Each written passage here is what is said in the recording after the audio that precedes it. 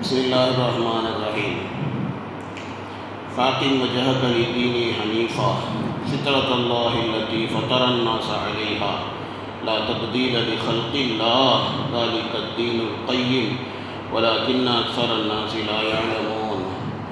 இந்த ஆயத்துகளை பற்றி நேற்று ஒரு சில விளக்கங்கள் உங்களுக்கு முன்னால் சொல்லப்பட்டது.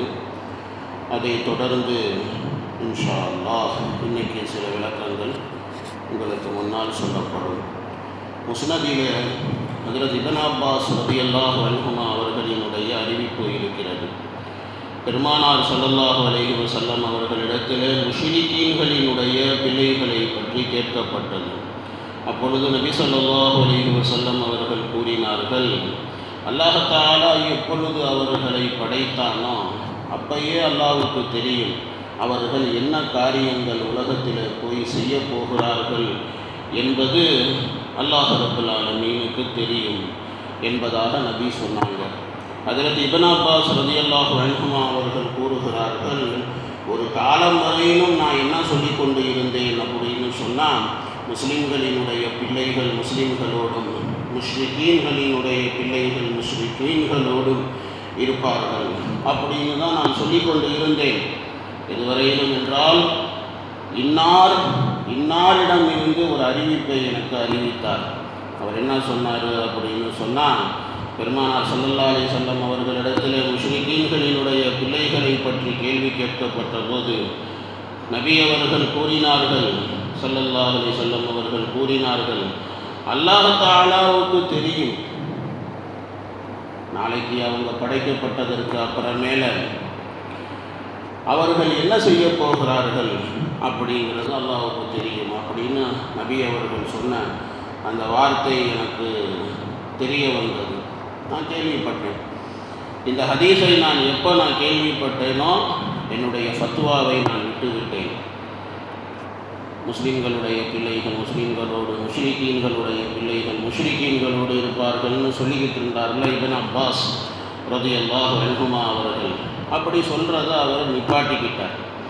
ஆக மொத்தத்தில் நேற்று உங்களுக்கு சொன்ன விஷயம்தான், அல்லாஹ் தஆலா முழு மனித சமுதாயத்தையும் அல்லாஹ் ரப்பல் ஆலமீன் ஏகத்துவத்தின் மீது தான் அல்லாஹ் படைத்தான்.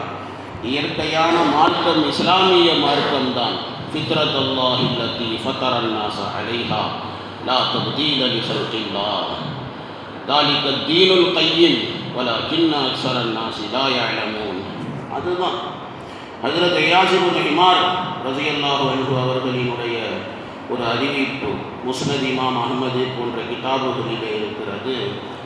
ஹதீஸு நபி ஸல்லல்லாஹு அலைஹி வஸல்லம் அவர்கள் ஒரு ஹுதுபா பிரசங்கத்திலே நபி அவர்கள் கூறினார்கள், எனக்கு அல்லாஹ் ரப்பல் ஆலமீன் கட்டளையிட்டான், நான் அதை உங்களுக்கு நான் கற்றுக் கொடுத்தேன், நீங்கள் தெரியாதவர்கள், நான் உங்களுக்கு அதை கற்றுத் தருகிறேன் என்பதாக நபி அவங்க சொன்னாங்க. அல்லாஹ் தஆலா இருக்கின்றானே கூறினான், நான் என்னுடைய அடியார்களுக்கு கொடுத்தது அது ஹலாலாக ஆக்கினேன், நான் என்னுடைய எல்லா அடியார்களையும் தீனுல் இஸ்லாத்திலே அல்லாஹ் படைத்தான். அவர்களிடத்தில் ஷைத்தான் வந்தான். ஷைத்தான் இருக்கின்றானே சத்திய சன்மார்க்கத்தை விட்டும் அவர்களை வழிகெடுத்தான். நான் ஹலால் என்று சொன்னேன், அவன் ஹராம் என்று சொல்லிட்டு போயிட்டான். அதை கேட்டுட்டானுங்க. அதே மாதிரி எனக்கு இணை வைக்க அவன் சொன்னான். இதற்கு ஆதாரமே இல்லையோ, ஷிர்க்குக்கு என்னங்க ஆதாரம் இருக்குது? ஒரு ஆதாரமும் இல்லை. ஆனால் ஷிர்க்கு செய்கிறான். எந்த ஆதாரமும் இல்லாமல் அவன் ஷிர்க்கு செய்கிறான். அல்லாஹ் தஆலா பூமியிலே உள்ளவர்களை பார்த்தான். அரேபியர்களும் சரி அரேபி அல்லாதவர்களும் சரி பல பேர் ஷிர்க்கிலேயும் குஃப்ரிலேயும் இருந்தார்கள். வேதக்காரர்களில் சில பேரை தவிர. அல்லாஹ் தஆலா கூறினான், ரசூலுல்லாஹ் சொல்லுகிறார்கள், நான் உங்களை சோதனைக்காக அனுப்பினேன், உங்களையும் சோதிப்பேன், உங்கள் காரணமாக எல்லாரையும் நான் சோதிப்பேன். துனியாவே ஒரு சோதனை கூடம்தான். அல்லாஹ் தஆலா கூறினான் ரசூலுல்லாஹ் இடத்தில், நான் உங்களுக்கு ஒரு வேதத்தை நான் இறக்கப் போகிறேன், அதை தண்ணீரால் கழுவிவிட முடியாது, அதை நீங்கள் தூங்கும் போதும் விழிக்கும் போதும் படித்து கொண்டே இருங்கள். பிறகு அல்லாஹ் ரப்பல் ஆலமீன் கூறினான், குறைஷிகளுக்கு போய் நீங்கள் அச்சமூட்டி எச்சரிக்கை செய்யுங்கள் என்று அல்லாஹ் கூறினார். நான் பயந்தேன். நான் போய் அவங்கள்ட்ட சொன்னால் அவங்க என் தலையை வந்து ரொட்டிக்கு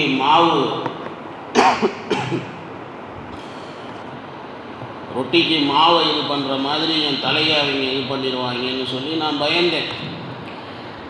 பிறகு அல்லாஹ் ரப்பல் ஆலமீன் கூறினான், உங்களை அவர்கள் ஊரை விட்டு வெளியாக்கினால் நானும் அவர்களை ஊரை விட்டு வெளியாக்கும். நீங்கள் அவர்களோடு ஜிஹாது செய்யுங்கள், நான் உங்களோடு இருக்கிறேன். நீங்கள் செலவு செய்யுங்கள், உங்கள் மீது செலவழிக்கப்படும். நீங்கள் படையை அனுப்புங்கள், நீங்கள் அனுப்பும் படையை விட 5 மடங்கு படையை நான் உங்களுக்கு உதவிக்காக அனுப்புவேன். நீங்கள் உங்களுக்கு கட்டுப்பட்டவர்களை கட்டுப்படாதவர்களோடு போரிடச் செய்யுங்கள். இதெல்லாம் அல்லாஹ் கூறியதாக நபி அவங்க சொன்னாங்க. சொர்க்கவாசிகள் 3 விதமாக இருக்கிறார்கள். முதலாம் அவர், அதாவது ஹைரான விஷயங்கள் தௌஃபீக்கு கொடுக்கப்பட்ட நீதம் செலுத்தக்கூடிய அரசன். இரண்டாவது மனிதர் முஸ்லிம்களுக்கு உபகாரம் செய்யக்கூடிய மிருதுவான உள்ளம் படைத்தவர். மூன்றாவது யாசகம் கேட்பதை விட்டும் ஹராமான விஷயங்களை விட்டும் தவிர்ந்திருக்கக்கூடிய பத்தினித்தனமான குடும்பஸ்தர். இப்படி 3 வகையாக சொர்க்கவாசிகள். நரகவாசிகள் 5 வகையாக இருக்கிறார்கள்.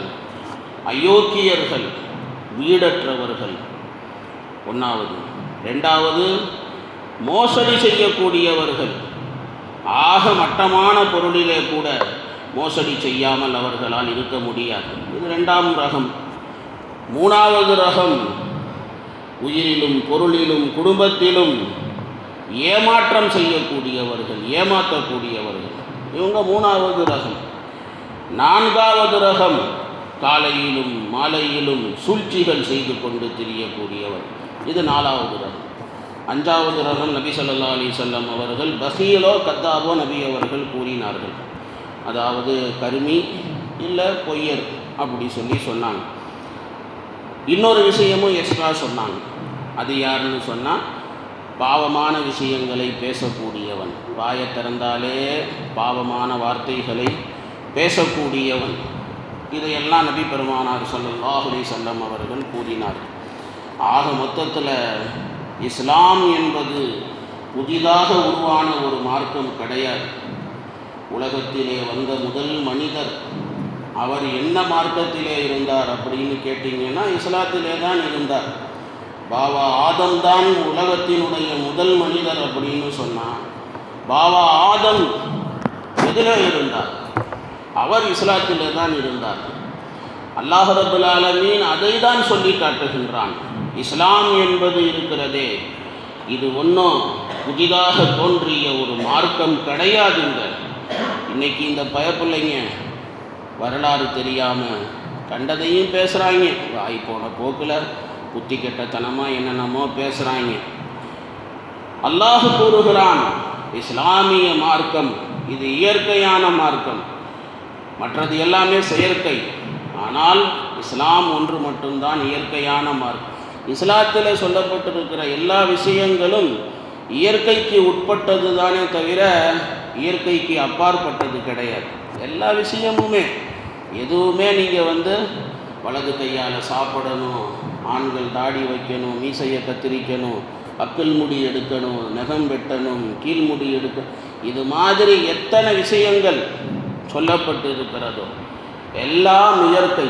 எல்லாம் அவங்க நல்லதுக்கு தான், எதுவுமே அவங்க கெட்டதுக்கு கிடையாது. சுண்ணத்து பண்ணணும் எல்லாம். இன்றைக்கி அந்த பயலுக சுண்ணத்து பண்ணிக்கிறாங்க நிறைய. இங்கே போய் பாருங்கள், சபீலா டாக்டர் அங்கே இங்கெல்லாம் போய் பாருங்கள். எம்புட்டு பேர் என் தங்கச்சியே பையனுக்கு பண்ணுறதுக்கு போயிருந்தோம். போனால் அன்றைக்கி பார்க்குறோம், அம்புட்டு பேர் இஸ்லாம் அல்லாதவர்கள் சுண்ணத்து பண்ணுறதுக்கு பெரிய பெரிய கடாமாடு மாதிரி இருக்கிறான், படுத்து கிடக்கிறான் அந்த மாதிரி. அப்போது இஸ்லாமிய மார்க்கம் இயற்கையான மார்க்கம். மனிதனுக்கு எது மனிதனுக்கு தகுமோ அதை, இவன் ஃபேஷனுங்கிற அடிப்படையில் ஒருத்தனை பார்த்து அவன் பண்ணுறான் இவன் பண்ணுறான் பண்ணாங்கட்டி அதை பார்த்து அப்படியே ஒன்றுக்கு ஒன்று அப்படியே இது பண்ணிக்கிறானுவோ. ஆனால் இஸ்லாத்தில் எதுவுமே மனிதனை கஷ்டப்படுத்தக்கூடிய விஷயங்கள் கிடையாது.